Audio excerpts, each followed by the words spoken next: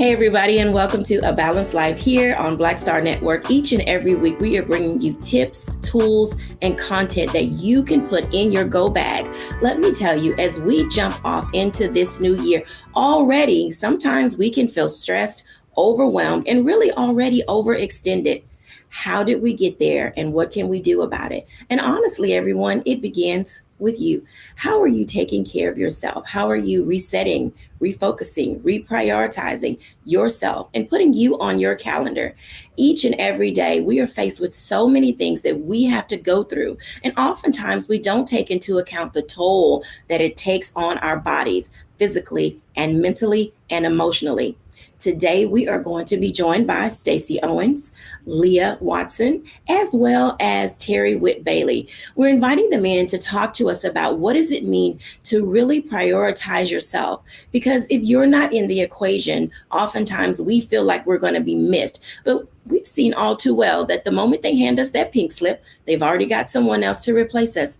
How are we taking care of ourselves in the midst of our day to day? Welcome in, everyone. Hey, ladies. How are you doing today? I am doing well. I'm glad that you all are here because we talked about so many things these last couple of shows as we began this month. And now we come to that space of saying, I am the linchpin in all of this. I am the person, the glue that's holding it all together. But sometimes we're literally falling apart at the seams. I want to ask each of you this question, and we'll go round robin, and I'll start with Stacey. Stacey, what are some of the things that you are doing to make certain that you are prioritizing, Stacey? I think for me, one of the things that I'm doing to prioritize me is just rebalancing me, So I sort of ended the year in a hectic space. I have a lot of projects going on, and I spend a lot of time talking to people about the importance of taking time to focus in every one of your major circles of life and finding a way to balance that. And I was out of balance. So I had to come back and sort of just start with rest. So I started the year off just by resting and doing nothing, just so I can have time to, recenter myself, hear my thoughts, hear the thoughts of my higher being and what I'm supposed to be coming into doing this year. And then just to clear my mind a little bit so that I can reset and plan for how I needed to move forward once I came out of the state of rest. So it's all about being balanced, identifying the spaces that I was operating in well, identifying the spaces that I wasn't putting enough time in. Like, for instance, I was neglecting the family time. I had an opportunity during Christmas to bring my grandbaby down from Arizona for a little bit. And it just threw me all off center because I was like, how do I operate in this space? So I had to, just say, Stacey, it's okay. Your work is going to be there tomorrow. Let's spend some time in the family circle.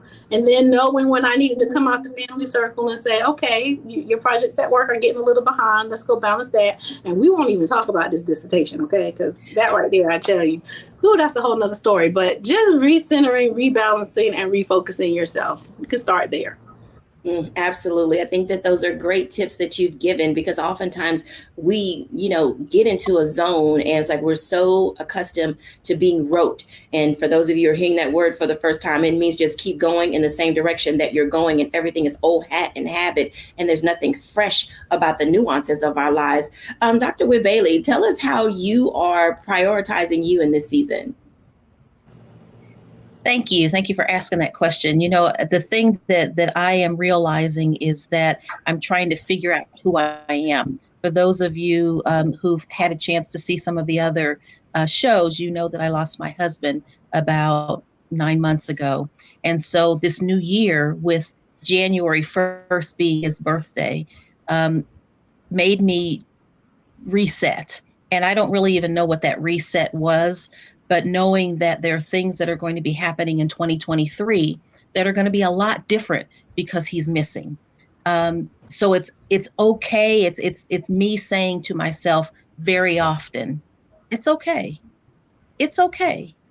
Just do it. And knowing that there's going to be a hole or there's going to be space or that it's going to feel uncomfortable, but also knowing that other people have gone through this and other people have made it to whatever that other side is, to know that it's okay. It's okay not to participate in things that I used to participate in all the time. It's okay to sit on the couch and watch a movie. It's okay to say no if people want to go out and have dinner. So I've learned to stop, to be present in the moment, and to say out loud, it's okay. It sounds, that word that you use, Jackie, rote, it sounds rote and it becomes rote. But again, I say, it's okay.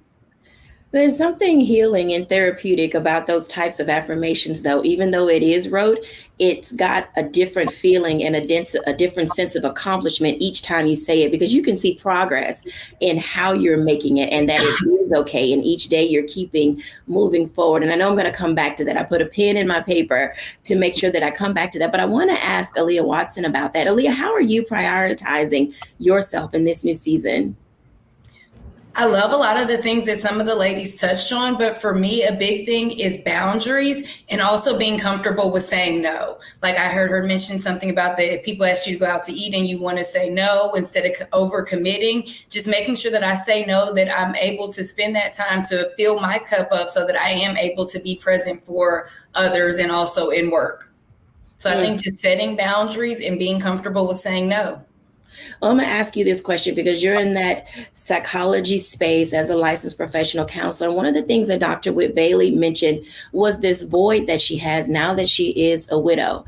Can you talk to us for just a moment about some healthy ways that people can fill those voids when they've experienced a loss? Because those who've been watching for a while know that we've talked about loss of life from breast cancer. We've talked about loss of life, from our children dying of cancer or having an accident. And then personally, we have these various losses. And so there are voids there. So Aaliyah, talk to us, if you could, for just a moment about healthy ways to fill voids.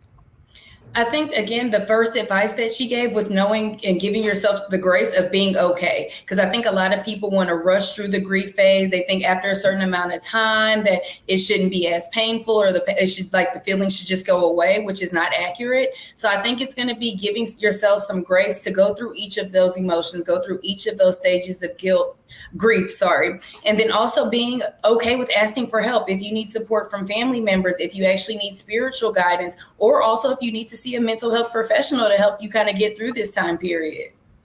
Absolutely. Thank you for sharing that. As each of our guests have already talked about, I'm excited that they're contributing the things that they are, because it helps us discover where we're off center and off balance. And Stacey, I want to ask you that because you brought up the D word, the dissertation, and some of us do have things on our plate that we are trying to tackle and finish.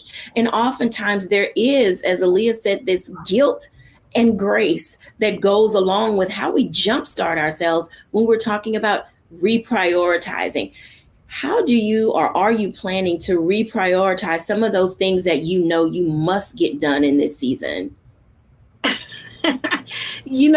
Yes, because that sort of happens for me by default. So yes, I am saying, okay, Stacey, you've been dragging this out for a very long time because you sort of put your all and your energy into things that you enjoy doing, and those things that become difficult or challenging for you or tedious for you, you be like, oh, I'll get to that in a little bit. I'll get to that. And so now for myself, I'm having to identify or attach my emotions to the things that I'm doing. So those things that don't really bring me the joy that I try to avoid, I try to find time to just say, okay, today you have to do the thing you don't want to do because it's necessary to just get it off your plate. So now I'm trying to trick my mind to say, well, good, if you go ahead on and sit down and write this paper and finish with this program, then it'll be done. And some days, for the most part, it works. I find it works better for me if I just go ahead on and book a vacation at the beach. I call them writing trips. So I go and book me a waterfront room and go down to the beach and just log in and just do nothing but write. So I have to be intentional about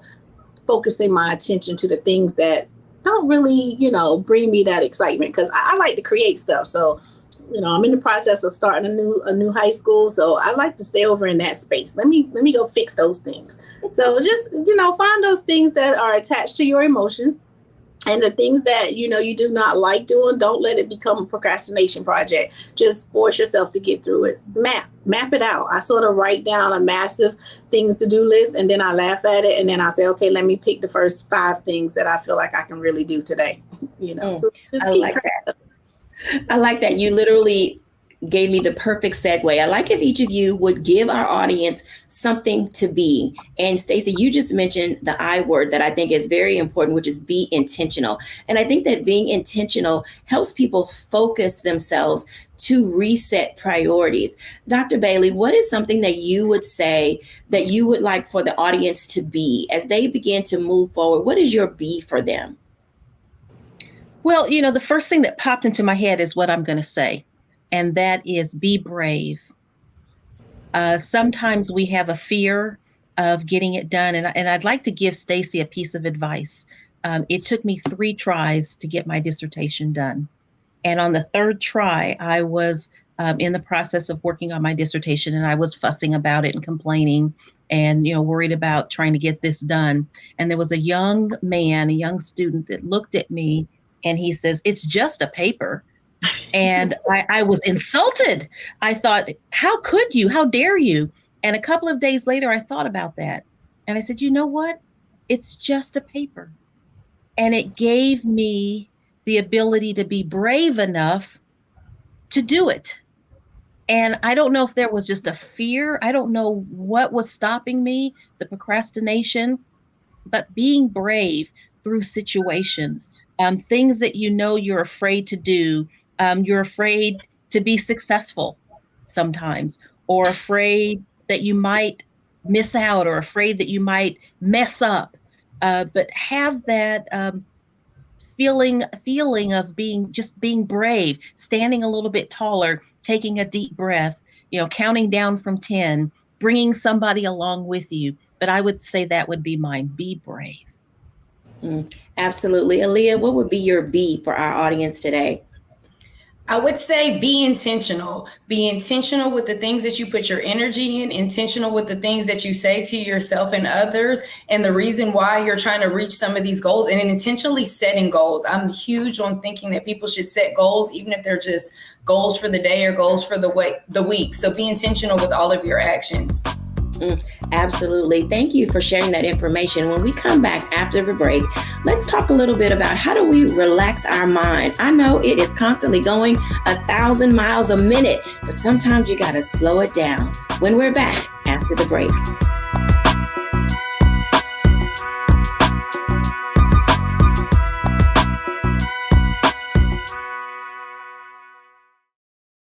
Folks, Black Star Network is here. I'm real revolutionary right now. Support this man, Black Media. He makes sure that our stories are told. Thank you for being the voice of Black America, Roland. Stay black. I love y'all. All momentum we have now, we have to keep this going. The video looks phenomenal. See, there's a difference between Black Star Network and Black-owned media and something like CNN. You can't be Black-owned media and be scared. It's time to be smart. Bring your eyeballs home. You dig?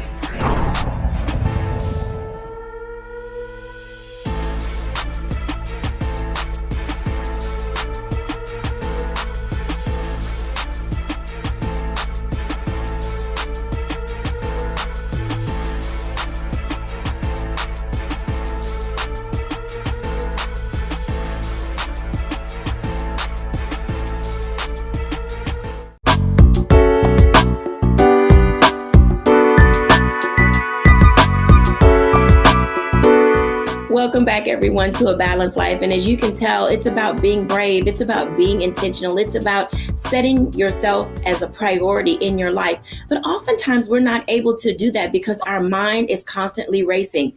I have heard where the heart is, that's where the body goes, where the mind is, that's where our actions are. But in all of that, we have to figure out how to slow down. And I'm going to start with Stacey because as she's already mentioned, she's got tons of things on her plate. And most of you have tons of things on your plate. You left 2022 thinking about all the things you had on the back burner, some of the envelopes that you had opened, and you realize it's time to set your intention on getting those things accomplished.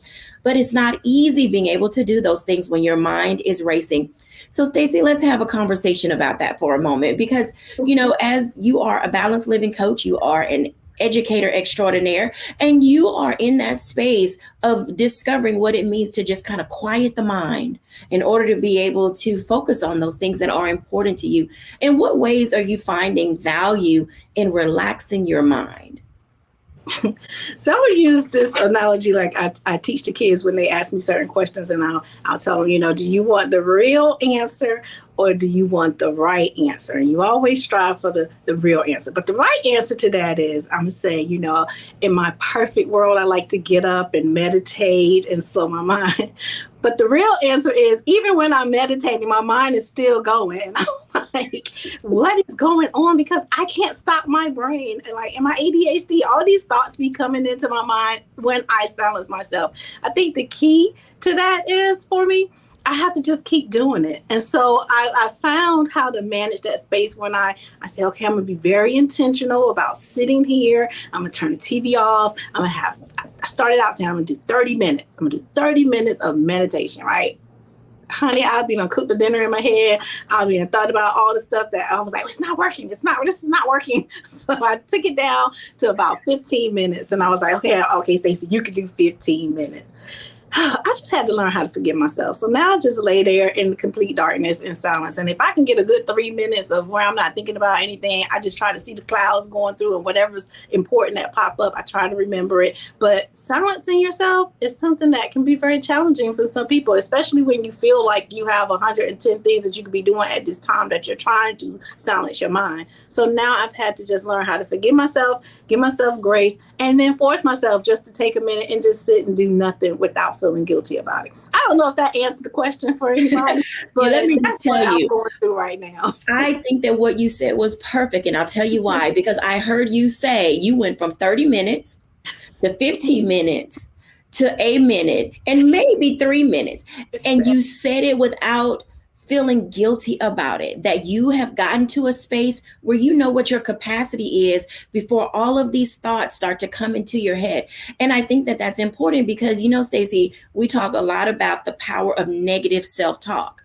Right. And most people start to beat themselves up. Oh, myself, I'm so silly. I'm so dumb. I'm so crazy. I'm so whatever, because you can't stay focused on a thing. And what you decided to do is, I'm not going to beat myself up about it. I'm going to do what I can, and I'm going to be okay, to use Dr. Whit Bailey's, vocabulary. But it is getting to that space that you relax your mind enough to really figure out what the brain can handle.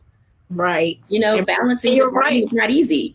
Right. And you're right about the negative thought patterns. You do have to do a lot of work on removing those negative thought patterns. So once they start coming in, you're like, Stacey, why you can't sit here? I'll be like, honey, I stay here for 3 minutes a day.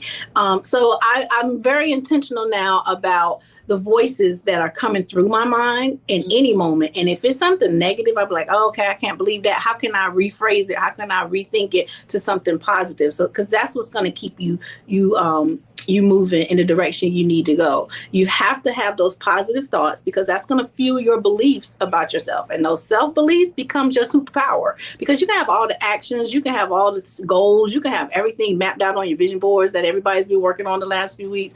But if you don't have that self-belief, if you don't empower it with belief and knowing what you can do, then you'll do nothing anyway. So yeah, we worked out the negative thought patterns. You're going to have them, but you just have to know when you're having it and then refocus it. Absolutely. I want to invite Aaliyah into this conversation for a moment, because the battle of the brain, the mind is a powerful tool. And oftentimes we succumb to some of those thoughts that we have going on in our head.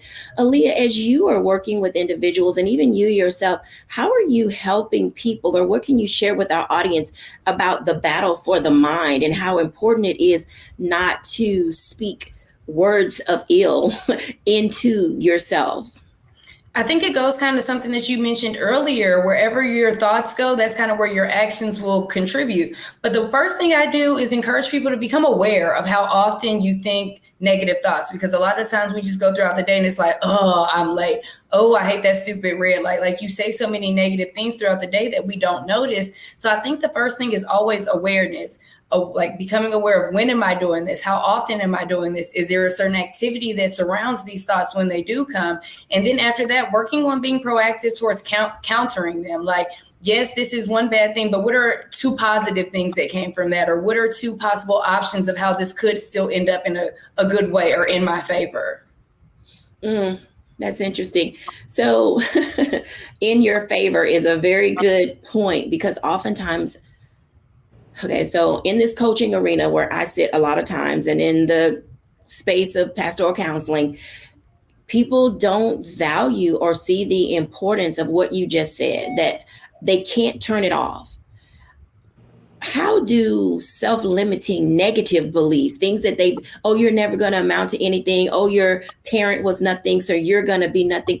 How often do people combat those thoughts, even when they're doing great and positive? That self-sabotaging seems to kick in and they can't relax their mind because other people's words are playing in their head. Mm-hmm. And it's kind of like a snowball effect. It starts off real small, little tiny thoughts. And the next thing you know, you have actually completely talked yourself out of an opportunity or into trying something different or taking a leap of faith because you believed all these thoughts and you keep building up and feeding that voice.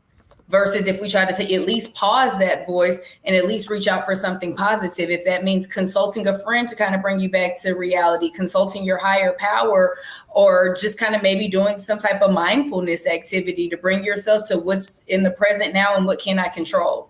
There is power in the exhale. That's all I'm going to say, because sometimes you got to and just dump it in that deep breath. And we often don't give ourselves space, and relaxing the brain can sometimes come from breathing exercises. As Aaliyah said, talking to people that you trust. And as Stacey said, knowing when to just let go of that idea. And we do have difficulty being able to let go and release ourselves from things. So I'm going to ask both of you this. I'll start with Stacey.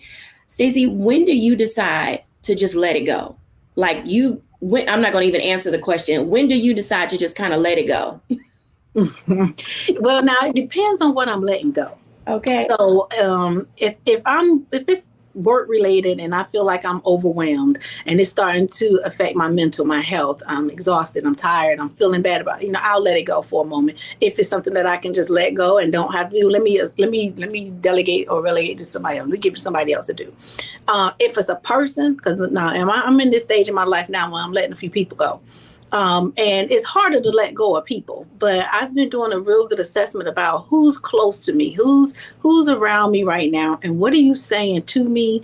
What are you feeding about me? What are you speaking about yourself around me? Because sometimes you don't even have to be talking negative around or surrounding me, but you could be talking negative about yourself, and you're just draining me having to listen to it. So I'm now just doing that assessment of who are these people around me that can be influencing my earwaves, right? I'm just in what's coming out your mouth.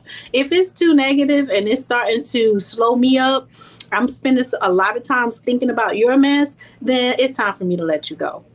But I heard Oprah say the other day in one of her quick reels, she was like, you can let people go that's close to you, just depends on how you do it. If you let them go in love, then later on in life, you'll be able to go back and recover some of that. So I've been thinking about, how do I let people go in love? How can I say, okay, I'm going to still speak to you every now and then, but you just can't have total access to me right now. Because, sometimes we can just create spaces for ourselves that create negative energy. And right now I'm protecting my space, my energy, my thoughts, all of that. You have control over that. You control what you allow to penetrate and influence you. So just get control. Absolutely. I'll tell you, what you just said was both healing and empowering. Aaliyah, when do you decide to just kind of let it go? Like, I am not going to entertain. I am not going to keep going in this trajectory. When do we get to that point, and how do we move into it seamlessly?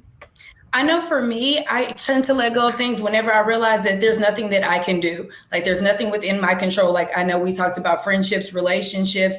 I can't control other people. So if I know that I've done everything that I put in the effort, then I'm going to let the situation go. In reference to people, in reference to like negative thoughts and scenarios, if it's something that I know that I can't control or that I can't like do any groundwork, like if it's like, okay, I'm trying to work on finishing a book. Have I consulted somebody? Am I writing every day? So making sure that I'm taking the steps, and when I'm out of steps, then I let go. But then also I'm really big on believing in my higher power. So I'm trying to let go a little easier, just do my part and then let go and trust the process. I love that. Letting go and trust the process. We're going to step out for a moment for a break. Because when we come back, I want to have a one-on-one with Dr. Whit Bailey. I think that as we're moving forward and we're thinking about resetting our priorities and relaxing our mind, there's something else we need to do that's extremely important, and it's rethinking our actions when we're back after the break.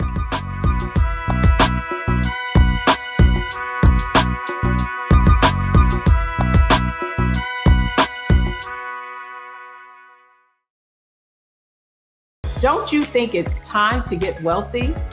I'm Deborah Owens, America's Wealth Coach, and my new show on the Black Star Network focuses on the things your financial advisor or bank isn't telling you. So watch Get Wealthy on the Black Star Network.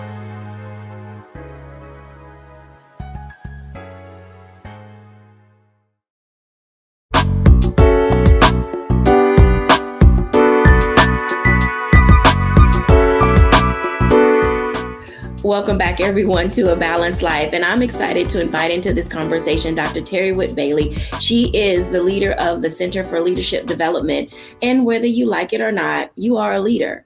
You may not like the way you do it. You may not feel comfortable in it, but you are at least a leadership of one. And that one is yourself. Dr. Whit Bailey, thank you for joining me. Absolutely. Thank you for having me. Oh, absolutely. So let's have a conversation about how do we get to this place of rethinking our actions? Because sometimes our personality, the people that we work with, that coworker space that we're in, we can become too comfortable. We sometimes think of our coworkers as family, but there is this level of separation that is professional. How are we going to get into that understanding of behavior in the workplace that's really supposed to be acceptable versus unacceptable behavior?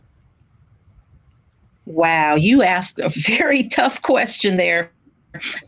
Balancing between the personal and the professional. You know, and I'm not the leader, I'm the vice president. I want to make sure that that's clear. But as the vice president over the largest area of my organization, it is important to make sure that my staff understands that boundary. And I love to be friendly with the staff. I think that they are amazing. And in some ways, it is sort of like a family.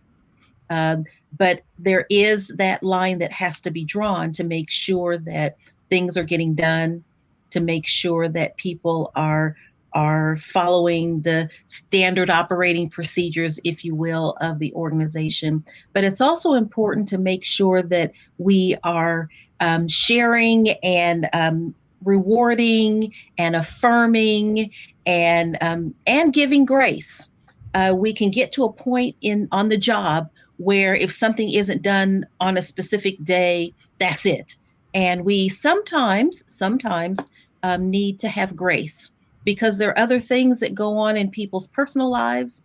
In my case, it was my husband's health that, you know, my organization was very, what's the word? They were gracious in giving me the time that I needed and the space that I needed. And so I, in turn, know and understand my staff well enough to know when they need that grace, but to also be able to help them personally and professionally, privately, especially personally, when it's personally, privately, when there are issues that are going on. And I think when you start to talk about family in the workplace, that's where it can get messy, because it's very important that people don't need to know everybody else's business, but somehow they figure it out. I can't quite understand how that always seems to happen.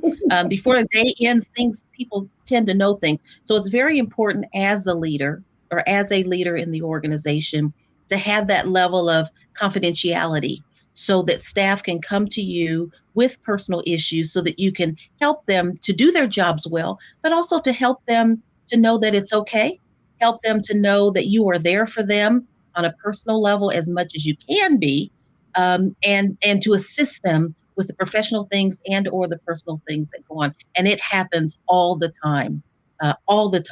And so, yes, it is very, very important to have that.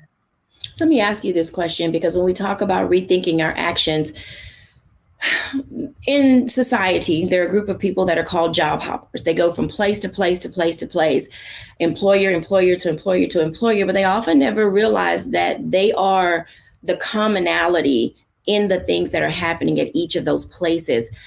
In the world of balancing and helping people really think about the self that shows up at work, how can we help them identify some of their own habits and behaviors that may be the cause of them having to go from job to job to job to job? What does that look like when it comes to recognizing and identifying that you may be the issue?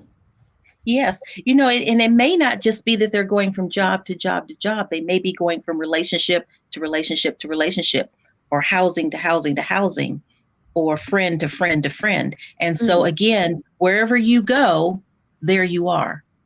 So you have to help. Again, sometimes people can't see that for themselves, but in love, to be able to share with individuals, this is what's happening, or to find ways as a professional to help them to see who they are professionally or personally.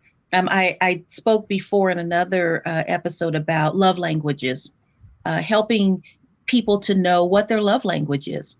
Whether it's words of affirmation. And so if a person needs to be affirmed in the work that they're doing or the actions that they are doing, then we need to help them by affirming them.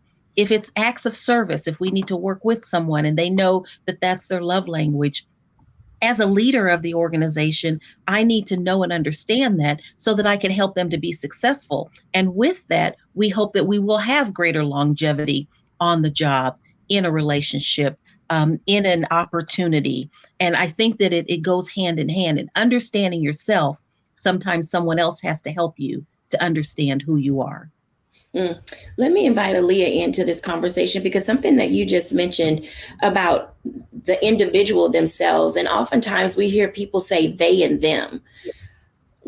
Aaliyah, can you talk to us about not taking ownership of where you are in an equation? Because oftentimes I hear people say they at this job or these people over there, and I never hear people, or should I say hardly ever, hear people say the role that they played in a situation or circumstance or issue. It's hard for people to be accountable for their actions, especially in the workplace, whenever the consequences could be like termination, or even in kind of relationships, people don't want to look inferior. But I think that the way to kind of do that is also maybe starting off with accountability to kind of maybe lower the playing field more or less of the conversation, so people don't feel attacked, or it might be a little more easier for them to be vulnerable to admit their fault or be accountable for their actions in the situation. So being vulnerable, yes, is a very big part of it. And then also taking accountability. I love that A word that you mentioned. How do we, and this could be for either of you, some people in our workplaces are often triggered, and as you said, they feel attacked. Does that come from not being able to see that they play a part in a role, or is it just that I refuse to be accountable to anybody? Terry, you can go first, and then Aaliyah jump in. Well, I think that I talked earlier about being brave, and sometimes we have these fears, again, that we bring to the workplace, that we're not good enough or that we didn't have the qualifications. And so when someone does ask you to do an assignment or to be a part of a group, this fear triggers, and so a reaction will happen. And I think helping people to know that as a leader, again, as a manager or someone that's overseeing folks, help them to know that you're with them, that you're helping them along the way. But I think that trigger of fear may happen because they have this fear within themselves that someone has found out about them or sees something in them that they were trying to hide. Absolutely, Aaliyah.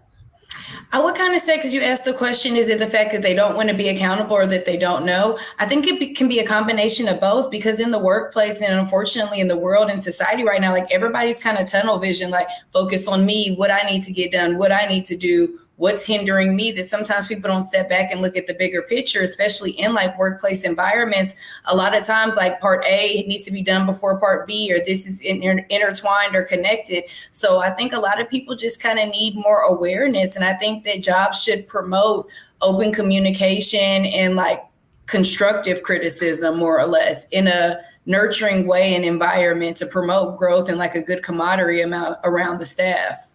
Absolutely. And this is where I'm going to invite Stacey in, because she is hands-on with her staff. You see your people every day, Stacey. You know what most of them are going through. You know what your families and your kids are going through.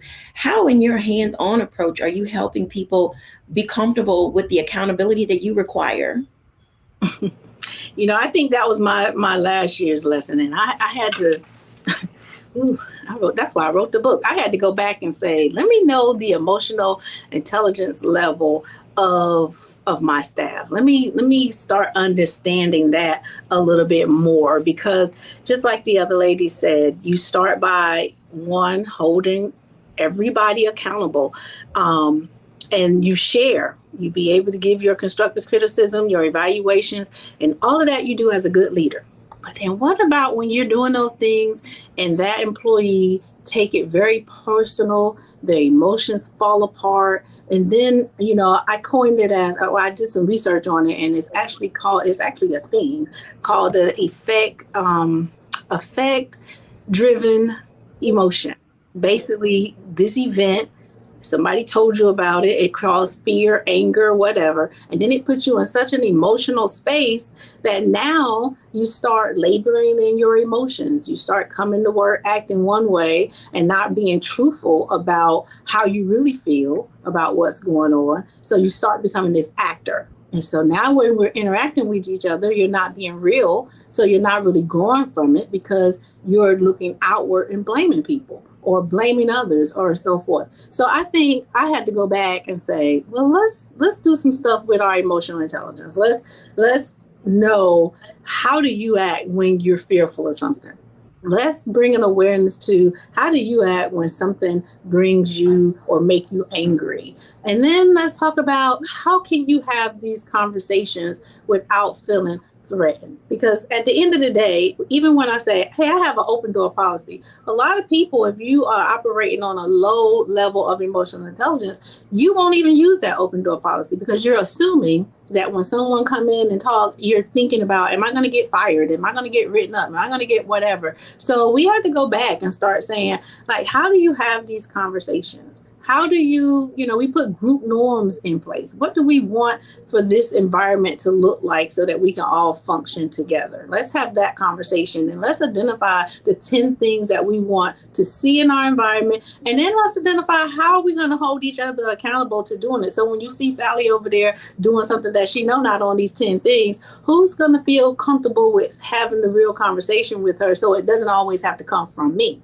Because if we're working together and holding each other accountable as a team, and we build our team efficacy, then now we can sort of like deflate some of those emotional things that's attached to it. So we have to restructure some stuff just to improve our way that we was communicating, so that you can learn that you're learning and you're growing. What is your growth mindset? You're growing. So you can't always see, if someone is coming to you with something that can improve you or improve yourself, that is something bad or negative, or you get so emotional about it. So we had to say, are we operating from a fixed mindset or a growth mindset? But at the end of the day, do you realize that it all comes back to you? Everything you need is already within yourself. You're responsible for making yourself happy. You're responsible for making yourself. And you also have to know that the job is going to be graceful. We're going to have grace for you, but it's a two-way street. You got to give and you got to take. You can't expect for me to understand all your personal issues, but you don't understand the impact of your personal life and how it's impacting your professional life. You have the responsibility for keeping that balance. And when you get out of balance on either end, they're quick to come and tell their employer how you're out of balance on your professional end, but they don't see, in fact, that sometimes your professional self can be pulling in between the two. So we have to keep you balanced. So we just talk about it now. And I'm gonna still love you tomorrow, but we gotta talk about it. She's gonna still love you. I think that these are excellent opportunities, because as we think about these things, and we're getting ready to go into break. And so I'm gonna hold that thought till we come back from after the break. Thank you, ladies, for sharing that information. When we come back after the break, let's talk about that for a moment, because we're gonna reset our priorities. We're going to learn how to relax our mind. We're gonna rethink our actions. But when you think about it, there's something else that you need to do when we're back after the break.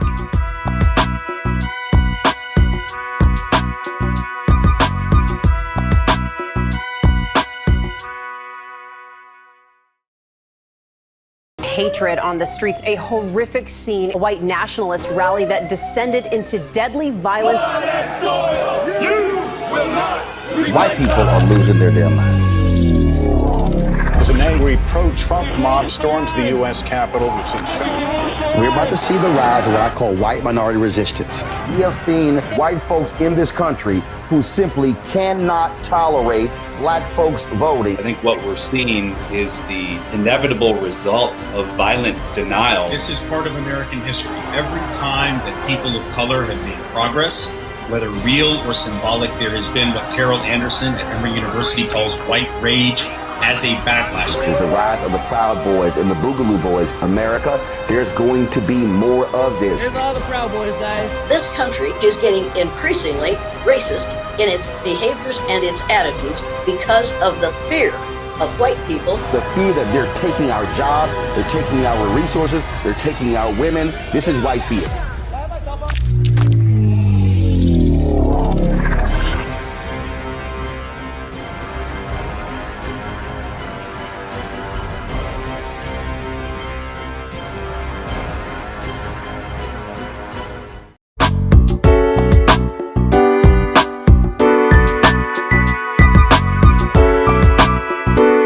Welcome back, everyone, to A Balanced Life. And there's so much that we've talked about on this show, and it all centers around you because we love you and we want the best for you. But now we're in this space, we have to really, really think about how do we resolve to show up as our authentic self. It is hard. I know it's hard for us to take off all these layers of the things that have happened in our lives and our experiences, but you have to figure out how to be authentic and own the space that you're in. Welcome back, everybody. Let's have a conversation of conversations about how does this authentic self come? And I'm going to ask Aaliyah this question first, because in the work that you do, I know you're trying to help people become better. You want them to get out there and live their best life, but there's so many masks that people are wearing. How do we get people to unmask and then reveal who they really are? Aaliyah. That's what I kind of even tell myself, tell my clients. For a lot of people, it's like you want to go somewhere, but at times you have to pause and figure out who you are, where you are now, what are you capable of doing, what work still needs to get done to achieve what you want to. So I think it's good to kind of do like a self-inventory before we can even really evaluate and gauge what progress we want to make or even what direction to go. What do some of the masks look like? And we used to use, oh, this person is two-faced, or this person is flighty, or this person is a chameleon. Those are just a few terms. Leah, what are some of other new terms? Because a lot of our audience is in between, we're generational at this stage. Mm-hmm. What are some of the other terms that we're seeing related to people not being authentic? I don't know like the hip terms right now, but I know like in therapy and everything, there's a lot of people trying to do like imposter syndrome, which is also like, that's more of like trying to like knowing you have the skills, but feeling like you don't fit in. So I don't know if that necessarily goes, but I think a lot of people do like a lot of overcompensating or actually just trying to put on a facade, especially now with social media. Everybody wants to make it seem like their life might be something that it's not, to make it seem like they're keeping up with the Joneses. So I think it's just a lot of overcompensating going on right now. And then people fear looking inferior or lacking. Wow. And then that is a hard hurdle to jump. Dr. Bailey, when you think about these things and, how people are showing up, how do we identify in your work with personality tests and things of that nature? Are those a real indicator of who you are when you show up every day? Well, I think that and I'm going to speak from personal experience and phraseology. There's a phrase where people say, fake it until you make it. And sometimes that's a good thing. And sometimes it's not a good thing. And there are days as a leader, again, coming into the workplace where I have 30 people that look to me as the leader. If I'm not feeling it, I still have to come to work and I still have to do the job and I still have to get it done. So I may be faking through it till I can feel like I want to be there.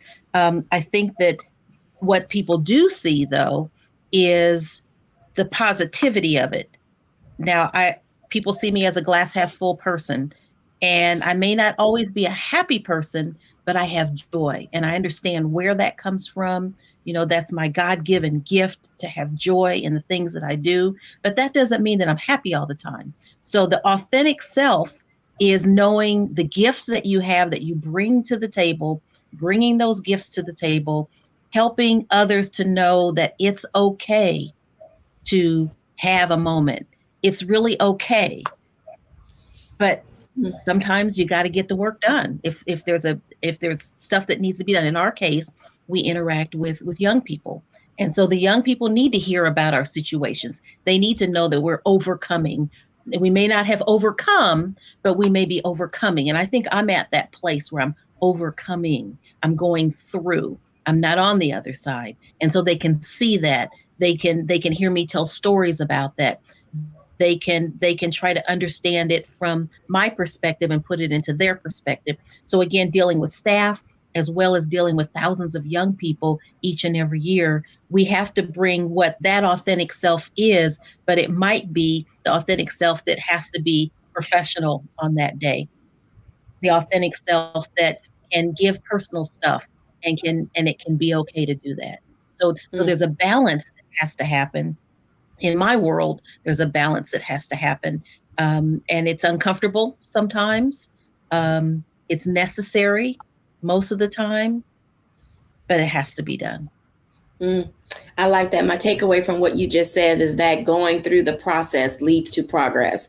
And, I think that that's a great affirmative reminder of the value in taking time to really discover who you are, what you're going to be. Some of us are still in the process of growing up. And so, what does that look like? Where do I find my baseline and how do I get there? Stacey, what do you have to say about these things? Because oftentimes our environment and being vulnerable and transparent can be painful, for our authentic self to show up. And sometimes people can be too authentic. I don't think you can bring your authentic self anywhere until you know who you are and until you love yourself and accept yourself as fully as who your imperfections. When you start accepting who you are truly and fully and knowing how you're treating yourself and how you're respecting yourself, when you can do all those things, then I think you can bring it to the table and identify and be able to flow it out to others, but if you're going to be authentic, you need to know, well, who are you and how do you love you? Because if you're at work looking for me to give you a hug and make you happy and do all those things, or looking for your coworkers to do all those things, or you're looking outward, you're comparing yourself to others and your relationship messed up, then you got to go back and look at, how much am I loving myself? Because that self-love, I'm telling you, it'll help you be able to forgive yourself for the things you don't know. It'll help you be able to let go of grudges. You won't be mad at people. And because, I know for me, I love myself too much to walk around being mad at somebody. It takes too much energy. I'll know how to meet my own needs. I'll know how to be in environments when I love myself. I know if I'm in an environment, am I getting from this what's necessary for me? It's not necessarily, I'm not go out and saying be selfish and be over with it, but you at least have to know what it is that you know about you and what you want and what you love in you, because then you'll know how to go seek it somewhere. You'll know how to go ask people for it. You'll know how to, set those boundaries in place. But I think you can't be authentic if you don't know who you are and if you don't love who you are. That's a very powerful statement. Aaliyah, she mentioned something related to environment, and then you talked about the role that social media plays. Oh, man, this question, I'm trying to figure out how to really phrase it properly, because being sensitive to the needs of parents who are raising children who were out of school for the 2 years that we were in the pandemic and helping them grow up, they missed a lot of that social emotional engagement. How do we help our audience establish the proper baseline so that they themselves as parents and the children or young adults can show up in the spaces where they have to be present? I would say the first thing is opening up the lines of communication, asking the children how they felt. Do they feel like they're behind their peers? Do they have trouble identifying or communicating with their peers? So seeing how they feel about it, if they feel that they lack, and then also looking at community resources. There are a lot of free resources to get kids in extracurricular activities to kind of build that in-person social interaction so that they can become more comfortable with interacting and figuring out kind of who they are or what type of people they want to be around, because we do know that companionship and interaction plays a major part in like our happiness. So one of the things that I'm going to ask each of you as we go around is being able to ask for help isn't always easy. And so, Aaliyah, I'll start with you. What are one of the ways, or if you could put it in properly, put it in the form of a question. If someone had to ask for help, what is a good way to ask for help? Because sometimes people just don't know how to say it. In this age of open, honest, transparent vulnerability and communication, how do we help people ask the right question so they can get the help that they need? Aaliyah. I wouldn't necessarily say I have a question, but my whole big thing that I advocate for is it's okay to not be okay. So, you know, a lot of the times it's like, how you doing? Everybody's like, oh, good, fine. But learning how to be true in those answers and actually, no, I'm not okay. I don't have to be able to go into details, but just getting that support or just, I'm not okay. It's okay with not having it all together or not feeling like everything is always good. So maybe not in the form of a question, but in the form of a statement. It's like, I'm not okay today. And hopefully someone will know what that means when you say that, and then be able to come alongside you and give you the guidance and direction. Or just asking somebody, are they okay? And then hoping that they'll be transparent in their answer if they're genuinely feeling okay, just making sure your tone and the setting is appropriate. Okay, well, that makes perfectly good sense. Dr. Wood-Bailey. Well, you know, it's interesting because I don't allow my staff, when I say, so how are things going? And they say, fine, we have to go much further, because I don't want that one word answer. And so I want to dig deeper into whatever that question is, whether it's personal or professional. And so I want to be helpful. That's, again, one of my gifts, to be able to help people. But on the opposite side, I'm the one that doesn't know how to ask for help yet. And so knowing that I can do that for others, but I'm still at that point where I'm not ready to receive the help that I know I need. And so for people that are listening, I bet there are people that are out there that are just like me. So I'm still learning how to do that. And hopefully 2023 will be the year that I can get the help that I should be asking for. That makes perfectly good sense, because oftentimes people will ask us, how can I help you, or what can I do? And we'll say things like, oh, I got it. I'm good. I'm fine. It's okay. And we turn away the help that has come our way. Stacey. I was going to say, if I was to be 100% transparent, so I'm going to give you one that's going to help you know that there is others out there like you, because I do not feel comfortable asking people to help me do anything. And that is something that I'm working on within myself. But I think, you know, the thing that you would need to do is, I wouldn't have a question. I think I'm trying to get better at least identifying what I need help in, and then being very clear about how others, if I have someone who can help me with this, what would that help look like? Because now if I had to communicate it, I can clearly list out, are you able to do A, B, C, or D? And I'm being very clear. And that way, that person, whoever I'm reaching out to ask for the help, they have the opportunity to see if their skill sets is matching to that. And if it doesn't, then it helps them to decide if this is something they should be able to step in and help me with or not help me with. I think the problem, though, is I have trust issues, you know, and don't judge me, because I'm working through that. So, you know, it all starts with trust, being able to be in relationship with a person enough to know that I can trust that if I give you something that's very intimate to me or very close to me, or something that's, you know, a part of a project that I'm working on, can I trust you enough to be honest about your ability to do or not do it? And, you know, so I'm still working in that area, but that's where I've gotten so far. I think that that's an excellent way to end the segment, because many of us are in that space, and we need to be okay with not being okay. We need to be okay with being okay.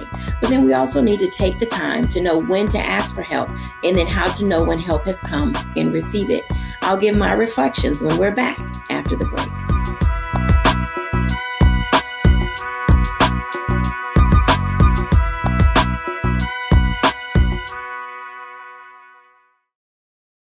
When you talk about blackness and what happens in black culture, we're about covering these things that matter to us, speaking to our issues and concerns. This is a genuine people-powered movement. There's a lot of stuff that we're not getting. You get it, and you spread the word. We wish to plead our own cause. Too long have others spoken for us. We cannot tell our own story if we can't pay for it. This is about covering us. Invest in black-owned media. Your dollars matter. We don't have to keep asking them to cover our stuff. So please support us in what we do, folks.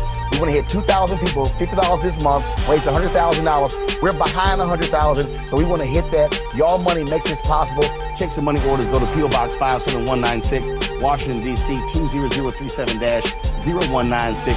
The Cash App is $RM Unfiltered. PayPal is R Martin Unfiltered. Venmo is RM Unfiltered. Zelle is Roland@RolandSMartin.com.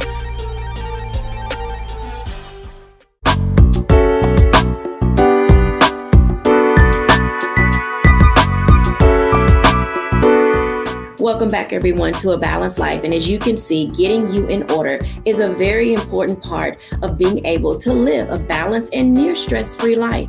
Oftentimes, we're going to need help, but we don't know how to ask. And then there are times when help comes and we don't know how to receive. And all of those things are perfectly fine as long as you know that it is important that you are able to move yourself forward by resetting your priorities, relaxing your mind, resolving that you are going to bring your authentic self to the table, and then rethinking your actions. Because oftentimes how we approach the things that come our way will either lead us down a path of not being able to ever recover from those things that we need to heal from, or it will take us right where we need to be to get the help and the support that we need. Our ask of you today is to love you and take care of yourself. Thank you, everyone, for watching. Bye now.